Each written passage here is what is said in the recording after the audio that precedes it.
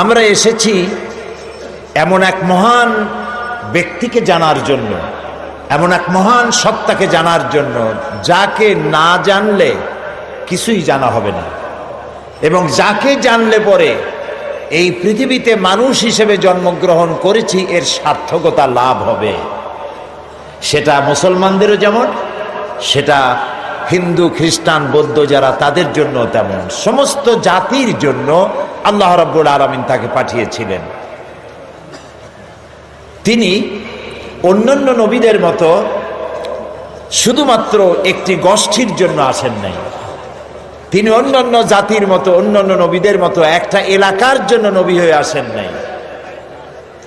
মুহাম্মদুর রাসূলুল্লাহ সাল্লাল্লাহু আলাইহি ওয়াসাল্লাম এসেছিলেন বিশ্ববাসীর জন্য।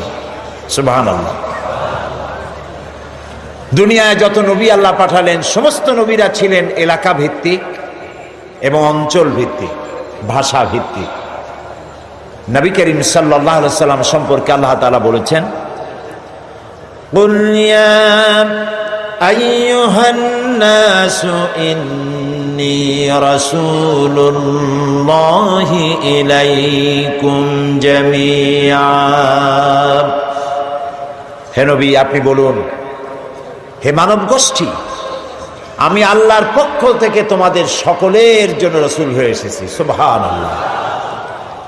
কোন সময়ের জন্য? যখন তিনি এসেছিলেন সেই সময়ের জন্য, নাকি কি বলেন? বুঝতে পারছেন না? নবীজি তিনি পৃথিবীতে এসেছিলেন কিয়ামত পর্যন্ত এই পৃথিবীতে যত মানুষ আসবে সমস্ত মানুষের জন্য আল্লাহ তাআলা তাকে রাসূল করে পাঠিয়েছেন। সুবহানাল্লাহ। এই পৃথিবীতে যদি প্রশ্ন করা হয় মানুষের জন্য সবচাইতে বেশি জরুরি কি জিনিস, তাহলে আপনি কি জবাব দিবেন? এক একজন এক এক রকমের জবাব দিবেন। কেউ বলবেন জরুরি ভাত, কেউ বলবেন রুটি, কেউ বলবেন পানি, কেউ বলবেন বাতাস, কেউ বলবেন অক্সিজেন। কিন্তু মূল জবাব কি? আসল জবাবটা কি? আসল জবাব হচ্ছে এই পৃথিবীতে মানুষের জন্য সব থেকে বেশি জরুরত হচ্ছে রিসালাত, নবুয়ত। কারণ আল্লাহ তাআলা আমাদেরকে সৃষ্টি করেছেন কোন পথে চললে পরে আমরা আল্লাহর নৈকট্য লাভ করতে পারবো। আমরা যে পৃথিবীতে এসেছি, আমাদের কি পৃথিবীতে চিরকাল থাকবো না আমাদেরকে যেতে হবে? জবাব দেন। কার কাছে ফিরে যেতে হবে?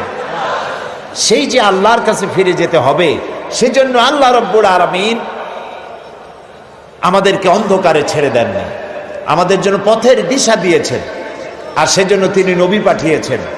আদম আলাইহিস সালাম থেকে শুরু করে মুহাম্মদুর রাসূলুল্লাহ, সবাই বলেন সাল্লাল্লাহু আলাইহি ওয়াসাল্লাম, তার পর্যন্ত যত নবী পাঠালেন সমস্ত নবীদেরকে আল্লাহ পাক নবুয়ত দিয়েছেন, নবী করে পাঠিয়েছেন। তাদের কোনো ভুল নাই, তাদের কোনো গুনাহ নাই, তারা সবাই মাসুম, তারা বেগুনাহ। এই নবীদের মধ্যে সর্বশেষ এবং সর্বশ্রেষ্ঠ নবী হলেন মুহাম্মদ রাসূলুল্লাহ সাল্লাল্লাহু আলাইহি ওয়াসাল্লাম। নবী করিম সাল্লাল্লাহু আলাইহি ওয়াসাল্লামকে আল্লাহ তাআলা এমন একটা সময় পাঠালেন যখন গোটা পৃথিবীতে মানুষ ছিল ধ্বংসের দ্বার প্রান্তে। চুরি, ডাকাতি, জেনা, ব্যভিচার, হত্যা, ধর্ষণ, এমন কোনো পাপ নাই যা মানুষ করত না। যেই দেশে রাসূল আসলেন সেই দেশে মানুষ, তাদের চিন্তা ছিল যে আমি মানুষকে খুন করব না কেন, লুট করব না কেন, মিথ্যা কথা বলবো না কেন, নারী অপহরণ করব না কেন। এর কোনো যুক্তিসঙ্গত কারণ তাদের জানা ছিল না, সবটাই তারা বৈধ মনে করত। এবং কতটা জাহিল ছিল যে এই গোত্রের লোকেদের উটের পানি খাওয়ার আগে আর এক গোত্রের লোকের উটের পানি খাওয়াইল কেন? এই অপরাধে তারা একে অপরের বিরুদ্ধে গোত্রে গোত্রে লড়াই হয়েছে বছরের পর বছর, যুগের পরে যুগ। এরকমের জেহালাতে পরিপূর্ণ ছিল সমাজ। অর্থাৎ পৃথিবী ছিল এক ধ্বংসের প্রান্তে।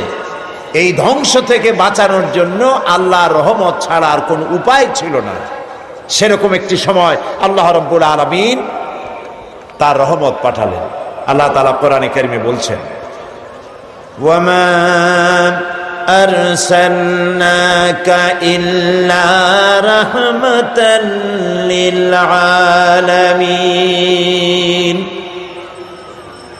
হে নবী, আমি আপনাকে গোটা সৃষ্টি জগতের জন্য আমার রহমত করে পাঠিয়েছি। সুবহানাল্লাহ। প্রিয় ভাই সব, আমি সেই রসুলের কথা আপনাদেরকে শোনাতে এসেছি যিনি আকাশের নিচে জমিনের উপরে সব থেকে শ্রেষ্ঠ মানুষ, জাত থেকে শ্রেষ্ঠ পৃথিবীতে আর কেউ।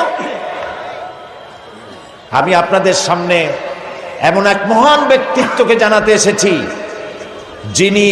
যার মর্যাদা শুধু আকাশের নিচে নয়, আল্লাহর আরশের নিচে, জমিনের উপরে, আল্লাহর পরেই যার মর্যাদা। সুবহানাল্লাহ বলবেন না? তার সম্পর্কে, তবে তার সম্পর্কে আলোচনা করা আমার মতো আকিঞ্চন, আমার মতো ছোট্ট নগণ্য সামান্য জ্ঞানের অধিকারী কিভাবে এত বড় বিশাল ব্যক্তিত্ব সম্পর্কে আপনাদের সামনে আমি তুলে ধরব। ওমা তৌফিকি ইল্লা বিল্লাহ। আমি বলে থাকি, আটলান্টিক মহাসাগর, প্রশান্ত মহাসাগরের পানি যদি কেউ মাপতে যায় চামচ দিয়ে, তাহলে তাকে কি মনে করা হবে? তার সুস্থতা, মস্তিষ্কের সুস্থতা সম্পর্কে চিন্তা করতে হবে। আটলান্টিক মহাসাগরের পানিও হয়তো একদিন চামচ দিয়ে মাপা হয়তো সম্ভব হতেও পারে, কিন্তু নবী করিম সাল্লাল্লাহু আলাইহি সাল্লামের জীবন আলেখ্য, তার পবিত্র জীবন আলোচনা করে শেষ করা যাবে না। সুবহানাল্লাহ বলেন। এই পৃথিবীতে কত রাজা বাদশাহ এসেছেন, কত রঙ্গমঞ্চ তারা তৈরি করেছেন, কত দার্শনিক, কত বৈজ্ঞানিক, কত সাহিত্যিক, কত কবি পৃথিবীতে এসেছেন, কিন্তু মানুষের কাছে গ্রহণযোগ্য আদর্শ নিজের চরিত্র দিয়ে কেউ দেখায় যেতে পারেননি। নবী করিম সাল্লাল্লাহু আলাইহি সাল্লাম এক ব্যতিক্রম ধর্মী মানুষ, আল্লাহ তাকে পাঠাইছিলেন পৃথিবীতে। তার জীবন দুই রকম ছিল না। দুনিয়ার সব নেতাদের জীবন হয় দুই রকম সাধারণত। একটা হচ্ছে পাবলিক ক্যারেক্টার, আর একটা হলো পার্সোনাল ক্যারেক্টার। একটা ব্যক্তিগত জীবন, ব্যক্তিগত চরিত্র, আর একটা মানুষকে দেখাবার মতো চরিত্র। আপনি বলেন আমাকে, পৃথিবীতে এমন একজন নেতার নাম বলেন যিনি বলতে পারবেন আমার শৈশবে, আমার কৈশোরে, আমার যৌবনে, দিনে এবং রাতে আমি যা যা করেছি, আমার বন্ধুরা, আমার ড্রাইভার, আমার চাকর, আমার বাড়ির লোকজন, আমার বউ, আমার বন্ধু, আমার সাথী, তোমরা আমার ব্যাপারে যা দেখেছো সব মানুষকে বলে দাও, পারবে কেউ বলতে? এরকম আসতে বললেন, কথা বুঝতে পেরেছেন কিনা? তাহলে বলেন, এরকম কেউ বলতে পারবে? এবার যার সিরাত জানার জন্য, পবিত্র জীবন জানার জন্য, আরামকে হারাম করে মাঠের ভিতরে বিনা বিছানায় যারা বসেছেন, যার জীবনকে জানার জন্য, তার সম্পর্কে শোনাই। আল্লাহর নবী বলেছেন, ও আমার সাহাবীরা, ও আমার স্ত্রীরা, দিনের আলোতে, রাতের আধারে আমার ব্যাপারে যা জেনেছো আর যা দেখেছো সবগুলো খুলে খুলে মানুষের সামনে বলে দাও। রাসূলের জীবন ছিল সূর্যের মতো দীপ্তমান, যেখানে কোনো কালিমা নাই। অন্ধ সূর্যের আলো অনুভব করতে পারে, ঠিক না? সমস্ত মানুষ তার জীবন সম্পর্কে ওয়াকিবহাল। পৃথিবীতে কেউ নাই রাসূলের চরিত্রে কোনো দাগ লাগানোর কোনো কথা বলতে পারে। সুবহানাল্লাহ বলতে ইচ্ছে করে না? আপনারা যে বসে আছেন এখানে, প্রত্যেকটা মুহূর্ত আপনার আমলনামায় নেকি লেখা হচ্ছে।